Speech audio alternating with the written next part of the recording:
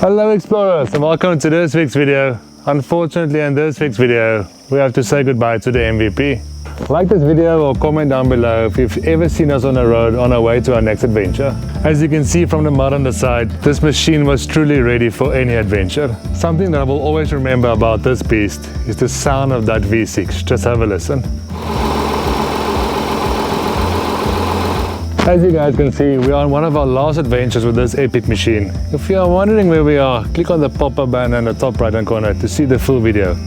But this machine has truly taken us on some epic adventures. From the bushveld here in South Africa, to the freezing cold in Lesotho throwing donuts in the snow, to the vast landscapes of Namibia, and the awesome beach paradise vacations in Mozambique. Let's take a moment and go back in time and show you some of the epic adventures we've been on with this MVP.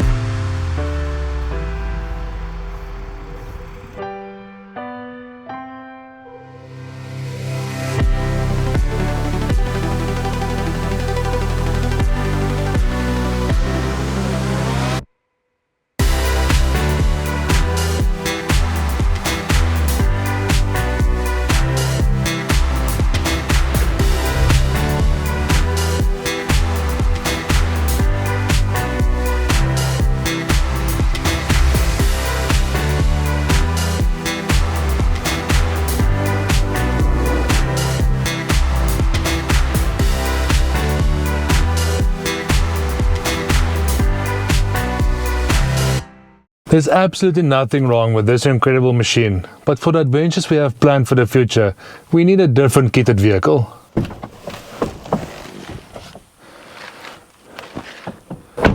It's truly sad to close the door and say goodbye on this epic beast, but what the future holds is really exciting.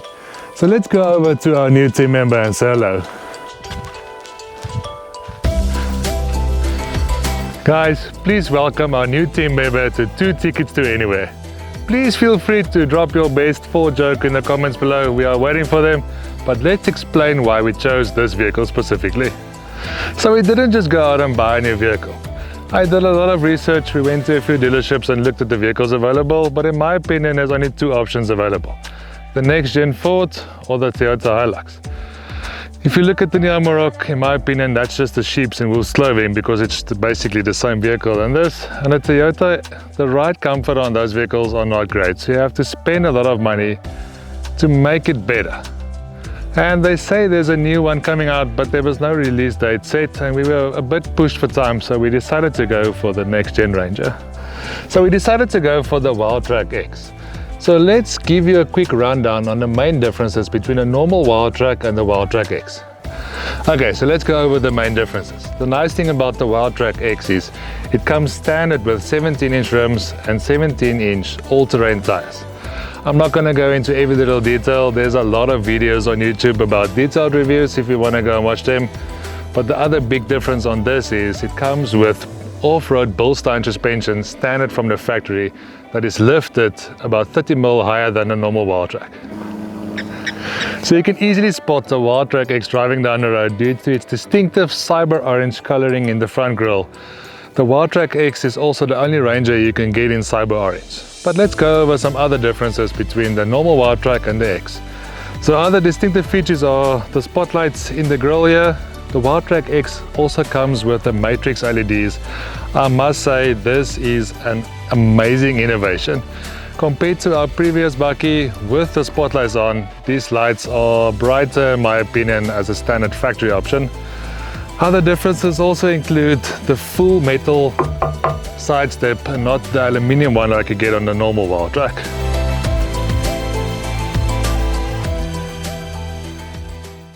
So another difference on the Wildtrak X compared to the normal Wildtrak is the roof rails. So the one that comes with the roller shutter and the drawer system that you can put a kayak on has swingable arms in the center so you can load stuff on the back. But we opted to go for a canopy. But let's show you this amazing canopy we chose.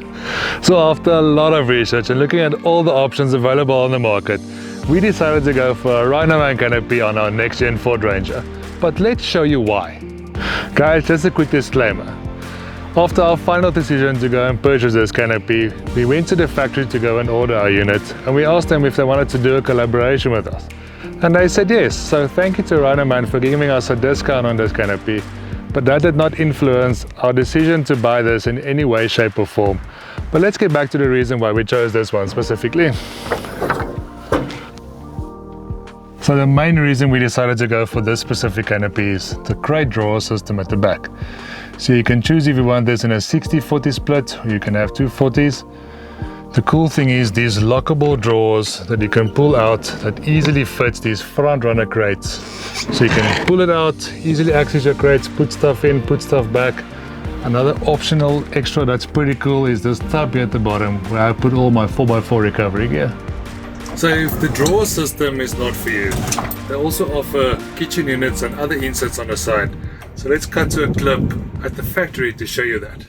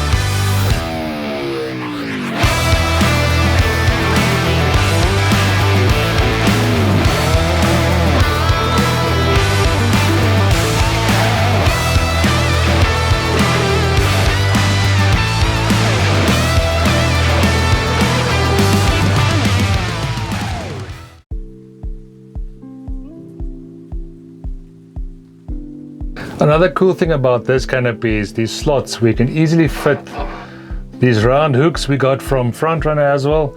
The nice thing is they have a slit on the side here we can put them, And there's one on the roof. This is a very cool feature I didn't see in a lot of other manufacturers. Another cool feature from Ford itself is these brackets here on the side which you can move around to fasten stuff. This all just helps to keep your stuff in place when you're going down the beaten road. So now that you've seen how the kitchen unit works, if you decide to go for a unit like that, you can go for one of these. The Bush Company is a company they work with for optional extras on their canopies. So this comes with knives, forks, steak knives, cups, glasses, and a full cutlery with bowls and plates of all sizes, just to make life easier for you. And they also offer awnings and rooftop tents and roof racks through the Bush Company. Another optional extra we went for is the grid mesh on the back window, just for safety reasons. This light you see here is a standard feature with this canopy with the movable bracket. A cool optional extra we decided to go for is the picnic table at the back. So it's pretty easy to take this table out. Let's pick it up, slide it straight out. It is a bit noisy, but it has gas lifts to easily open the legs, and you can just lock them in place. And you have an awesome table to have your dinner at, braai, make food or whatever you need to do.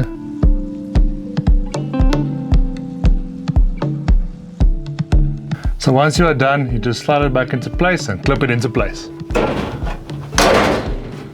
So as you guys saw earlier, you get one light standard with this canopy, but we decided to buy two more. The cool thing is they are magnetic. So you just stick the plate on the door, and that's three colors: white, yellow, and red to keep the bugs away. Another cool thing about this is all the locks on the side only uses one key to lock all of them. But let's show you the roof rack we went for. So we decided to go for a front runner roof rack. The cool thing about the roof racks is you can easily fit any brackets to fit anything you want to take on a trip. An axe on the side, a potjie, jerry cans for extra fuel, and these awesome crates. The cool thing is we can use these crates on the inside on a drawer system and on top. These ones with a higher lid we are using on top as they don't fit on a drawer system. But the cool thing is they are lockable, they're in place, and you can take anything you would need on a trip. Thank you to Rhino-Man and Front Runner for making awesome products, having great service, and the fitment was super quick. Okay guys, so we are pretty new in the overlanding thing that is coming. But something that I saw that was pretty cool on Rome overlanding. If you are very into the overlanding channels, go and look at his channel. His stuff is pretty epic. But something that he showed in the video is a battery operated blower. So when you get to your location, it's gonna be full of dust because you were driving down a beaten road. So then it's easy, just take the blower, blow off the canopy quickly to get rid of all the dust before you open it, and the vacuum on the inside sucks all the dust in. So now you're asking yourself, what's the plans for the future? Well, there's quite a few places in this country and our neighboring countries we would really like to visit that doesn't offer chalet accommodation. But don't worry, this is not going to turn into a full-time overlanding channel. But we'll make a progress video once the vehicle is fully kitted to go down the beaten road. Guys, you can't argue, this is not an ugly bakkie. We can't wait for what the future holds, and thank you for sticking around to the end. We can't wait to see you guys in our next adventure. Remember guys, explore more!